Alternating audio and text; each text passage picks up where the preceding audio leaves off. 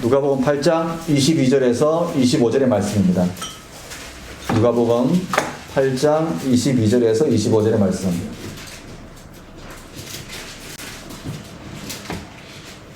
누가복음 8장 22절에서 25절의 말씀입니다. 다 찾으셨으면 제가 한 절 여러분이 한 절 읽겠습니다. 하루는 제자들과 함께 배에 오르사 그들에게 이르시되 호수 저편으로 건너가자 하시매 이에 떠나 행선할 때 예수께서 자기 드셨더니 마치 강풍이 호수를 지내 그의 문이 바다에 내려 위하였더라. 제자들이 나와 깨워 이르되 주여 주여 우리가 죽겠나이다 한데 예수께서 잠을 깨사 바람과 물결을 꾸짖으시니 이에 그쳐 잔잔하여지더라. 제자들에게 이르시되 너희 믿음이 어디에 있느냐 하시니 그들이 두려워하고 놀랍게 여겨 서로 말하되 그가 누구이기에 바람과 물결을 명하며 순종하는가 하더라. 아멘. 제 목소리 잘 들리시나요? 네. 오늘 믿음으로 누리는 평안이 여러분에게 라는 제목으로 함께 말씀 나누기를 원합니다. 믿음으로 누리는 평안. 지난 한 주 동안 어떻게 여러분 평안하셨습니까? 마음이 어떠셨어요? 마음이 나는 참 평안했다라고 표현하시는 분도 있을 것이고, 지난주 알게 모르게 나는 좀 불안했다 하는 분도 있을 것이고, 또 어떤 분들은 지난주 내 마음을 말로는 다 표현할 수 없을 만큼 복잡했다라는 분도 계실 것입니다. 분주한 삶 속에서 우리는 참으로 많은 일들을 겪고 또 그 많은 감정들이 우리의 삶을 오고 갑니다. 그 감정들 중에는 우리 마음을 즐겁고 행복하게 해주는 감정들도 있었을 것이고, 때로는 말로는 표현하기 힘들 정도로 괴롭게 만든 감정들도 있었을 것입니다. 그래서 어떤 사람들은 인간을 정의할 때 이성적인 동물이라고 말하지만, 어떤 분들은 감정의 동물에 더 가깝다고 정의합니다. 이성과 감정, 여러분은 어느 쪽에 더 가까우신지요?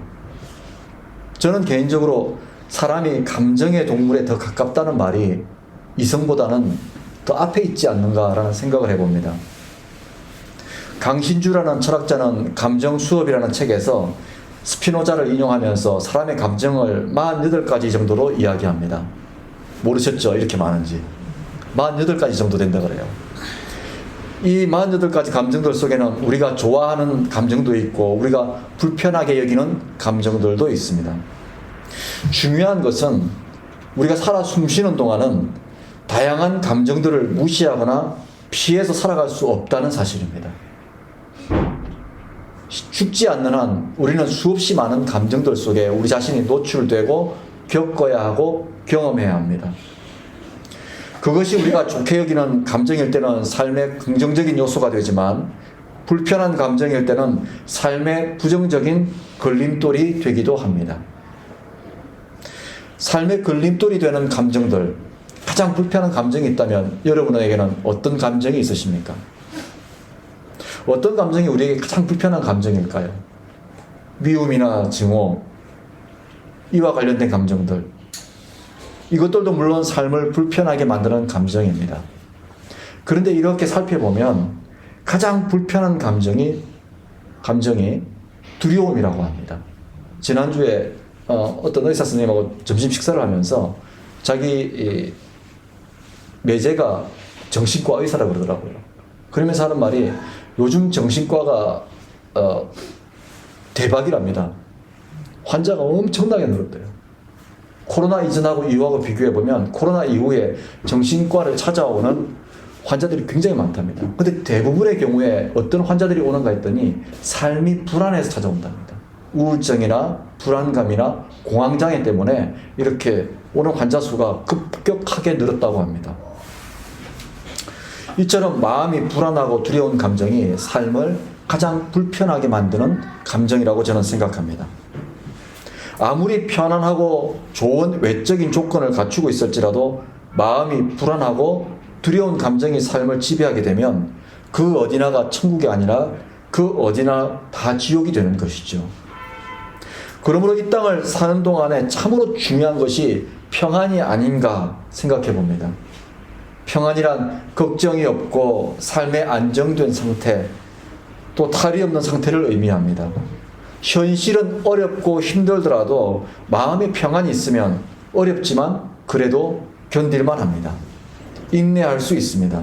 그 에너지가 우리에게 생깁니다. 예. 반면에 삶 속에 특히 삶 속에 평안이 없으면 현실과 삶의 평화로움에도 불구하고 삶이 어렵게 느껴질 뿐만 아니라 힘들어하지 않아도 될 일을 가지고 힘들어하고 어렵지 않은 삶을 가지고도 어렵게 사는 모순적인 삶을 살게 됩니다. 우리 그런 경우 보지 않습니까? 우리가 볼 때는 정말 별것 아닌 일인데 굉장히 예민하게 반응하는 경우나 또는 굉장히 불안해하는 경우를 우리는 만나게 됩니다. 그러므로 삶의 평안을 이루려면 무엇보다도 내 마음이 우선적으로 평안이 이루어져야 됩니다. 여러분에게 다시 한번 묻겠습니다. 오늘 여러분 마음 평안하신가요? 정말 평안하신가요? 어떠신가요? 내가 먼저 평안함을 가질 때 가정도 평안해질 수가 있습니다. 내 자녀도, 내 배우자도, 내 주변 사람들이 행복을 누릴 수 있습니다. 마음의 평안을 누리는 방법 무엇일까요? 오늘 말씀 속에서 그 지혜를 얻기 원합니다. 우리 다 함께 22절의 말씀 다 함께 읽겠습니다. 22절의 말씀 시작. 하루는 제자들과 함께 배에 오르사 그들에게 이르시되 호수 저편으로 건너가자 하시매 이에 떠나. 22절 말씀의 시작은 하루라는 단어로 시작을 합니다. 이 하루는 어느 날을 의미하는데 평소와 다를 바 없었던 어느 날이었음을 의미합니다. 특별한 예감이나 어떤 일이 일어날 것 같은 날이 아니라 평소와 다를 바 없는 평범한 하루가 시작되었음을 의미합니다. 그 평범한 어느 날 제자들과 예수님은 함께 배를 타셨습니다. 제자들의 입장에서는 주님과 동행하는 매일의 삶이 시작된 것입니다. 또 더 좋은 것은 예수님께서 가야 할 목적지까지 가르쳐 주셨습니다. 주님과 동행하는 하루, 주님의 말씀이 있는 하루, 주님의 인도하심이 있는 하루, 모든 것이 순탄할 것만 같습니다. 예수님이 함께 하시고 말씀으로 가야 할 길을 인도하시니 이보다 더 좋은 하루가 어디 있겠습니까? 부럽지 않으세요, 여러분? 내 하루도 이랬으면 좋지 않았겠습니까? 아침에 집을 났을 때 예수님이 나와 동행해 주시고 오늘 내가 행할 바와 가야 할 방향을 가르쳐 주신다면 우리 하루 얼마나 좋겠습니까? 정말 형통할 것 같지 않습니까? 어떤 염려와 걱정도 필요하지 않을 것 같습니다. 게다가 예수님의 제자들 중에는 항해에 능숙한 어부들 출신들까지 있으니 이날 호숫가를 건너는 일은 아마 정말 쉬웠을 것이라고 생각했을 것입니다. 모든 조건이 최상이었을 것이라고 생각했을 것입니다. 제자들은 배를 타고 가는 동안 어떤 생각을 했을까요? 호수 저편으로 건너가면 예수님이 무슨 일을 하실까? 또 우리에게는 어떤 기적이 일어날까? 아마 부푼 가슴을 안고 흥분된 마음으로 호수를 건너고 있었을 것입니다. 그런데 무슨 일이 일어났습니까? 23절, 24절 말씀 다 함께 읽겠습니다. 시작.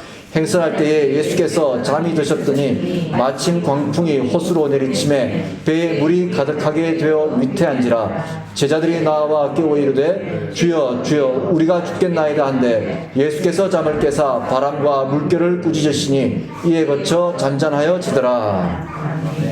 아멘. 배가 목적지를 향해 출발하고 나서 예수님은 피곤한 몸을 누이시고 잠이 드셨습니다. 잠도 그냥 잠이 아니라 깊은 잠에 빠지신 듯합니다. 제가 하도 궁금해서 여기 잠을 의미하는 단어가 원어의 의미로 어떤 의미인가를 한번 찾아보았더니 아주 깊은 잠을 의미합니다. 어떤 선잠도 아니고 대충 자는 잠이 아니라 아주 깊은 잠에 빠지신 겁니다.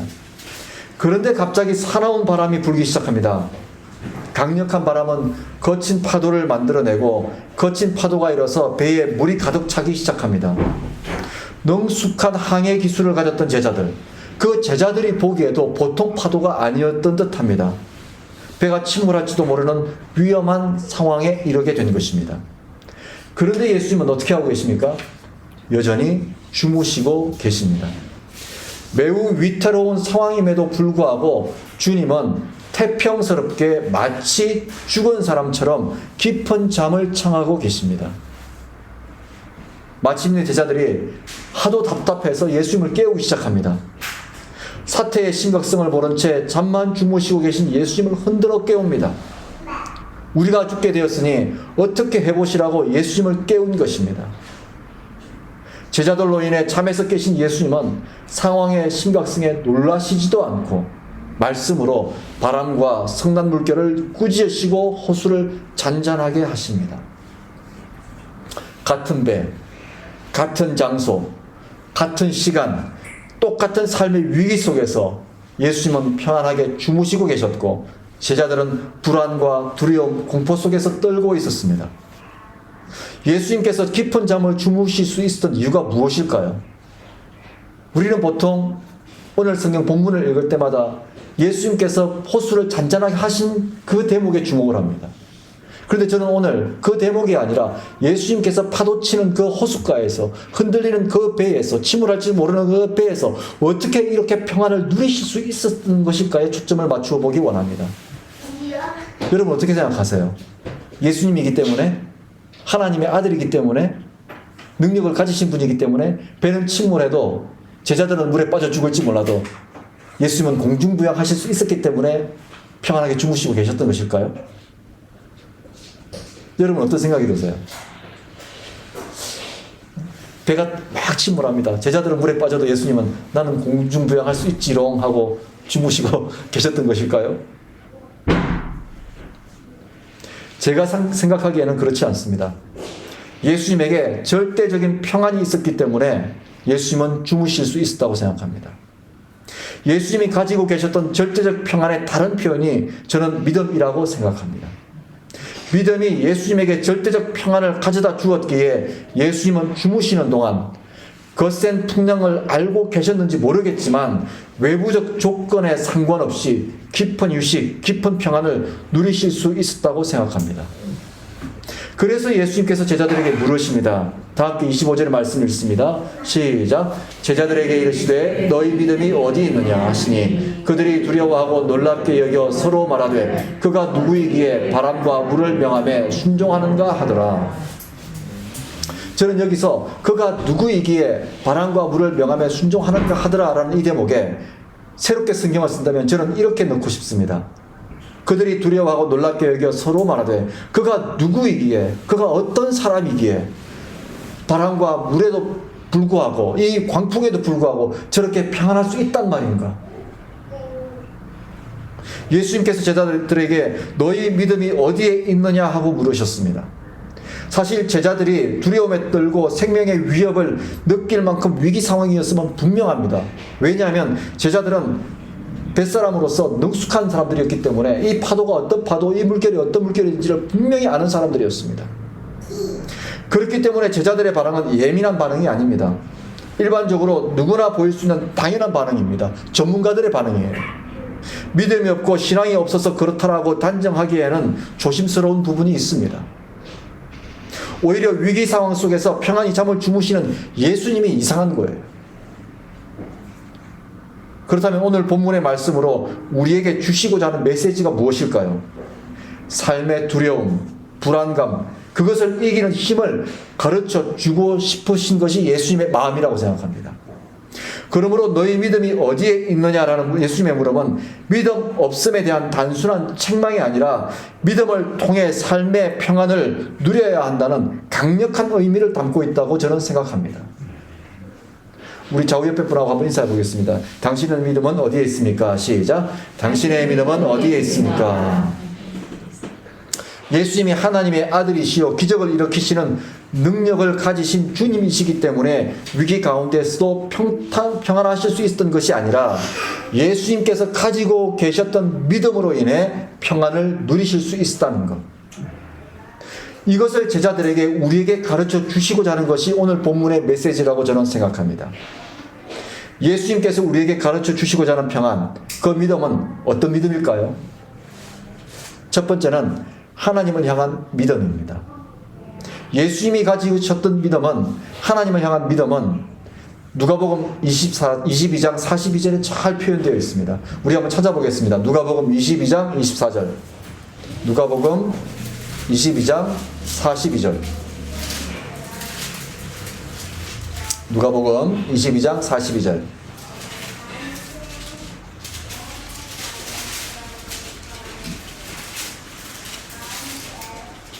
자, 찾으셨으면 다 함께 읽겠습니다. 시작. 이르시되 아버지여 만일 아버지의 뜻이거든 이 잔을 내게서 옮기시옵소서. 그러나 내 원대로 마시옵고 아버지의 원대로 되기를 원하나이다 하시니. 예수님께서 하나님에 대해 가지셨던 믿음, 어떤 믿음일까요? 하나님의 뜻대로 되게 해달라는 순종하는 믿음이었습니다. 하나님의 뜻대로 되게 하여 달라는 믿음은 내 뜻대로 되지 않을 것이니 될 대로 되라는 체념적인 믿음이 아닙니다. 이래도 그만 저래도 그만이라는 자포자기하는 믿음도 아닙니다. 하나님의 뜻대로 되게 하여 달라는 믿음은 하나님의 뜻에 내 모든 것을 맡김으로 순종하겠다는 믿음입니다. 이러한 예수님을 따라 믿음의 본을 보여주었던 성경의 대표적 인물이 또한 사도 바울입니다. 우리 말씀 한 구절 더 찾아 읽겠습니다. 빌립보서 4장 11절에서 13절. 빌립보서 4장 11절에서 13절의 말씀입니다.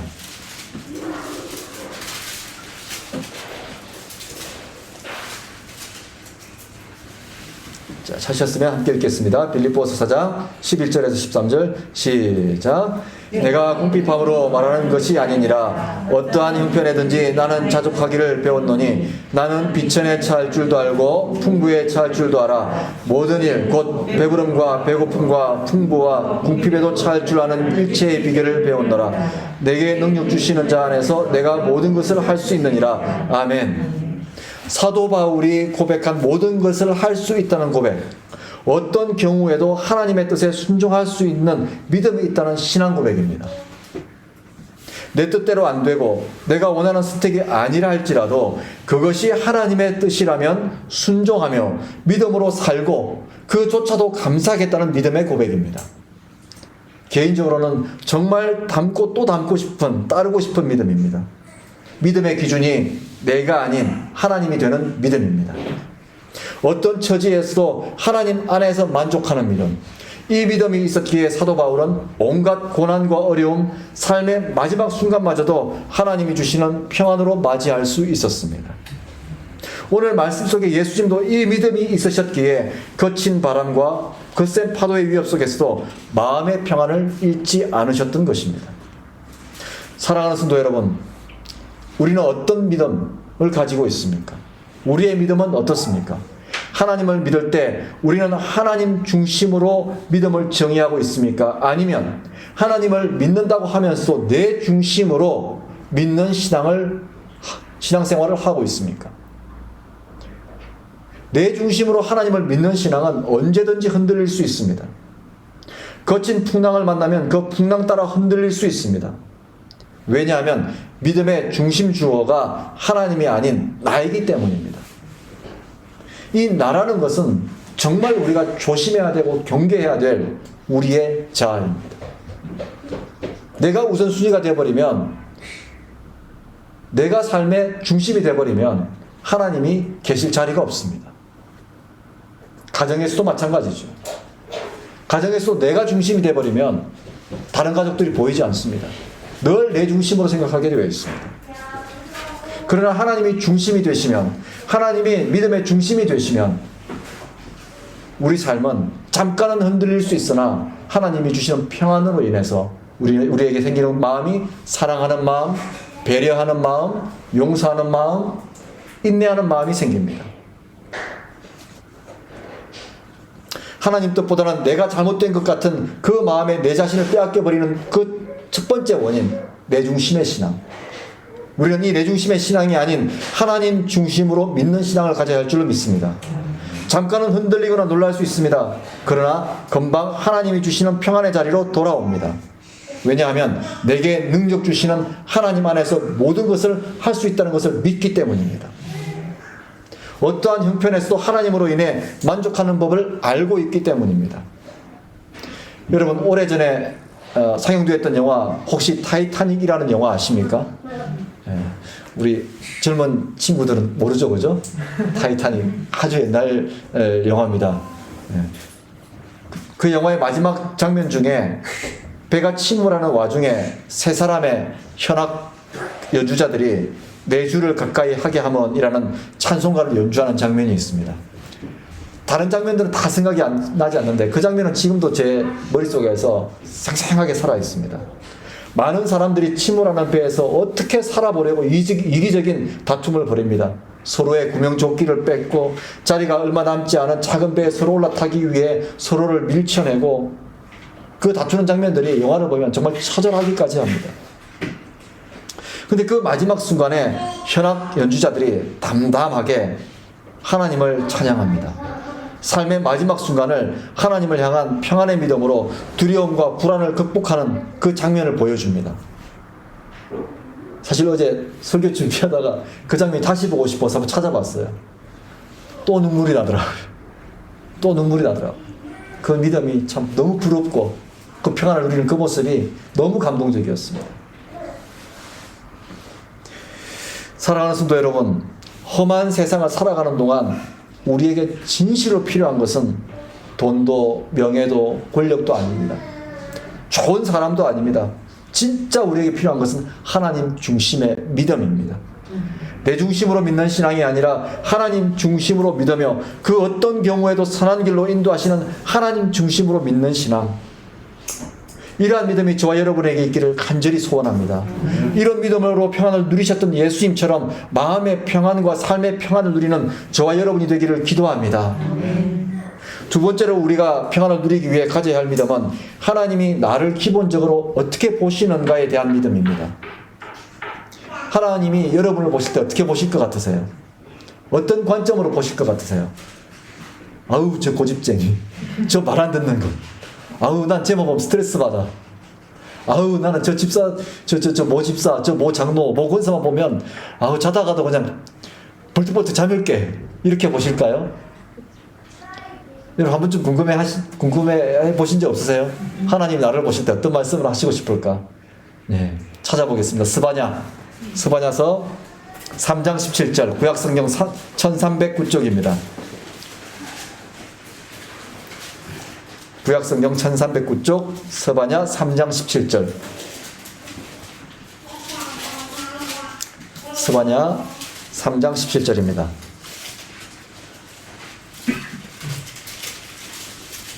다 함께 읽겠습니다. 시작. 너의 하나님 여호와가 너희 가운데 계시니 그는 구원을 베푸실 전능자이시라. 그가 너로 말미암아 기쁨을 이기지 못하시며 너를 잠잠히 사랑하시며 너로 말미암아 즐거이 부르며 기뻐하시리라 하리라. 아멘. 어떠세요, 이 말씀? 어떠세요? 지난주 이 말씀을 딱 보고 얼마나 감격했는지 모릅니다. 너의 하나님 여호와가 너의 가운데 계시니 그는 구원을 베푸실 전능자이시라. 그가 너로 말미암아 기쁨을 이기지 못하시며 너로 말미암아 기쁨을 이기지 못하시며 너를 잠잠히 사랑하시며 너로 말미암아 즐거이 부르며 기뻐하시리라. 우리가 믿는 하나님이 누구의 하나님이라고 말씀하고 있습니까? 나의 하나님, 나의 하나님. 내 삶의 자리 가운데 내 생활 속에서 함께 계신 하나님이라고 말씀하고 있습니다. 제자들이 예수님과 한 배에 타고 계셨던 것처럼 하나님께서 저와 여러분 인생의 배에 함께 타고 계신다고 말씀하고 있습니다. 내가 너의 하나님이라고 말씀해 주고 계십니다. 그 하나님은 저와 여러분에게 구원을 베풀어 주신 전능하신 하나님이십니다. 그 어떤 부족함도 없으신 완전하신 하나님이십니다. 그런데 부족함이 없으시며 완전하신 하나님이 저와 여러분을 어떻게 한다고 말씀하고 있습니까? 기뻐한다고 말씀합니다. 사랑하심으로 말미암아 새롭게 하여 주실 것이라고 말씀합니다. 스바냐 3장 18절에서는 또 어떻게 말씀하시냐면 우리에게 지워진 두려움과 슬픔의 짐을 없애고 다시는 모욕을 받지 않게 하겠다고 말씀해 주고 계십니다. 완전하신 하나님이 저와 여러분을 얼마나 사랑스럽고 즐겁고 기쁨으로 바라보고 계시는지 성경에서 말씀해 주고 있습니다. 여러분은 이 말씀을 믿으십니까? 진짜 믿으십니까? 혹시 여러분 중에 이런 생각하고 계시는 분 계신가요? 나는 아닐 거야. 저 집사님은 저렇게, 박 집사님은 사랑해도, 김 집사님은 사랑해도, 장로님은 사랑해도 나는 아닐 거야. 만약 그렇게 생각하신다면 우리는 평생 불안감과 두려움에 표적일 수밖에 없습니다. 하나님은 우리가 그렇게 살기 원하지 않으십니다. 지난주일 우리가 나누었던 예레미야 29장 11절의 말씀처럼 하나님은 우리가 미래가 있고 소망이 있고 기쁨이 있는 삶을 살기 원하십니다. 평안하게 살기 원하십니다. 왜요? 눈에 넣어도 아프지 않을 만큼 우리를 기뻐하시고 사랑하시는 분이 우리 하나님이시기 때문에 그렇습니다. 이러한 삶을 살기 위해서는 끊임없이 우리는 우리 자신에 대해 스스로 격려하고 지지해야 합니다.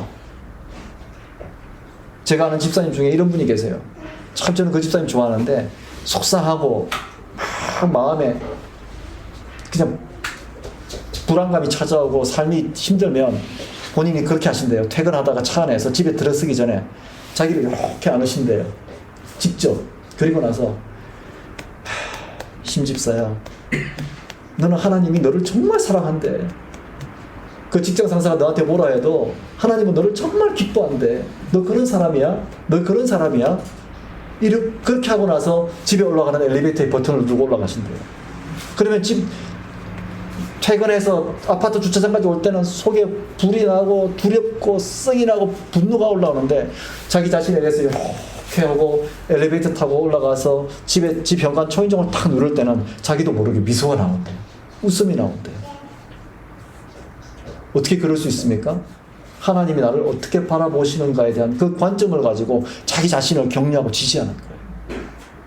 우리에게 이 신앙이 필요합니다. 이 신앙, 우리 한번 따라해 보겠습니다. 우리 한번 자기 자신을 이렇게 한번 알아볼까요? 자, 자기 이름 부르면서 하나님이 나를 너무 기뻐하신대. 시작. 하나님이 나를 너무 기뻐하신대. 하나님이 나를 너무 사랑하신대. 시작. 하나님이 나를 너무 사랑하신대. 이런 신앙을 가지고 있는 사람에게 어떻게 두려움이 찾아오고 어떻게 불안감이 찾아올 수 있겠습니까?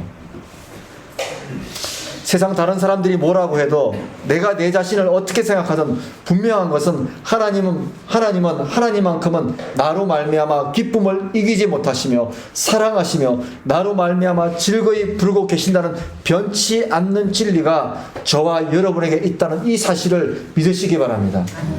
이 믿음은 정말 중요한 믿음입니다. 우리에게 삶의 정체성과 살아갈 동기를 부여해주는 가장 확실한 믿음이라고 해도 과언이 아닙니다. 하나님은 우리를 비교하지 않으십니다. 하나님은 우리가 부족하면 부족한 대로, 불완전하면 불완전한 대로 보시면서 참고 기다려 주실 뿐만 아니라 오히려 그런 우리를 사랑한다고 기뻐하신다고 말씀해 주고 계십니다. 이 믿음이 우리의 생활 속에서 살아 있어야 합니다. 그냥 머리로만 아는 것이 아니라 두려움을 이길 수 있고 삶의 불안함을 이길 수 있는 믿음으로 우리 삶 속에서 고백해야 합니다. 어떻게 고백할까요? 어떻게 하면 살아있는 믿음으로 우리가 이 믿음을 받아들일 수 있을까요? 여러분 연애해 보신 적 있으세요? 연애할 때 여러분 서로 이 전화 통화할 때 어떻습니까? 막 대화하고 싶어서 우리 장모님 시절에는 편지를 쓰셨겠고 우리 집사님 한 번도 받아보신 적이 없으니까 요즘 세대는 카톡을 보낼 것이고 또 전화를 하겠죠. 전화할 때 무슨 이야기 제일 듣고 싶으세요? 네, 무슨 이야기 제일 듣고 싶으세요? 통장에 돈 입금했다? 그게 아니라 사랑한다는 말을 듣고 싶죠. 내가 너를 기뻐한다는 말 듣고 싶죠. 그 메시지가 어디에 있느냐? 바로 여기에 있습니다. 성경 66권 하나님의 말씀. 우리가 하나님의 말씀을 가까이 하고 하나님 말씀을 읽고 묵상해야 하는 이유, 바로 여기에 하나님께서 우리를 향한 그 사랑과 그 기쁨이 다 표현되어 있습니다. 그러므로 말씀으로부터 샘솟는 믿음의 기쁨이 있을 때 우리는 평안을 지킬 수 있습니다. 말씀으로부터 샘솟는 믿음이란 말씀을 통해 하나님의 사랑과 지지를 누리는 것입니다. 이것을 모르는 그리스도인은 없을 것입니다. 아마도 너무 많이 듣고 또 들은 이야기라서 또 성경 읽으라는 이야기라고 생각하실지도 모릅니다. 그런데 너무 중요한 것이기에 또 이렇게 강조할 수밖에 없습니다. 성경이 하나님의 말씀이라고 믿으신다면, 그 성경 속에 나를 향한 하나님의 비밀이 숨겨져 있다고 믿으신다면 읽어야 그 보물을 건질 수 있습니다. 사랑하는 사람이 열심히 카톡 보내고 열심히 전화하는데 끊어버리고 카톡 안 읽고 알 수 있습니까? 없습니까? 또 내가 보내지 않으면 알 수 없고 읽지 않으면 알 수 없죠. 우리 경상도 남자들 그런 거 있지 않습니까? 꼭 말을 해야 하나? 네, 말을 해야 합니다. 또 읽어야 합니다. 읽어야 알죠. 사랑하는 성도 여러분, 저는 개인적으로 여러분이 정말 평안하셨으면 좋겠습니다. 여러분의 가정들이 정말 평안하셨으면 좋겠습니다. 여러분의 삶이 정말 형통했으면 좋겠습니다. 여러분과 여러분 자녀들과의 관계, 부부간의 관계, 모든 관계가 저는 주님 안에서 정말 평안했으면 좋겠습니다. 우리가 세상의 환경을 통제할 수는 없지만 우리는 믿음으로 이길 수 있고 또 세상이 줄 수 없는 평안을 믿음을 통해서 누릴 수 있습니다. 사랑하는 성도 여러분, 마음의 평안을 얻기 원하십니까? 하나님 중심의 믿음이 있어야 합니다. 하나님 중심으로 하나님 뜻에 순종하는 믿음만이 우리로 하여금 그 어떤 상황 속에서도 흔들리지 않는 삶을 잡아주는 버팀목이 됩니다. 마음의 평상심을 붙잡아주는 힘이 됩니다. 이와 함께 우리가 분명하게 기억해야 할 것은 누가 뭐라 해도 하나님은 우리를 기뻐하신다는 그 사실입니다. 우리를 사랑하신다는 그 사실입니다. 이를 위해 매일의 삶 속에서 말씀을 통해서 살아있는 말씀 생활을 통해서 이 평안, 이 기쁨 누리는 저와 여러분이 되기를 간절히 기도합니다. 믿음으로 누리는 평안이 저와 여러분에게, 또 우리 교회에, 또 우리 가정에, 또 우리의 가족들에게 흘러넘치기를 주님의 이름으로 간절히 축원합니다. 기도하겠습니다.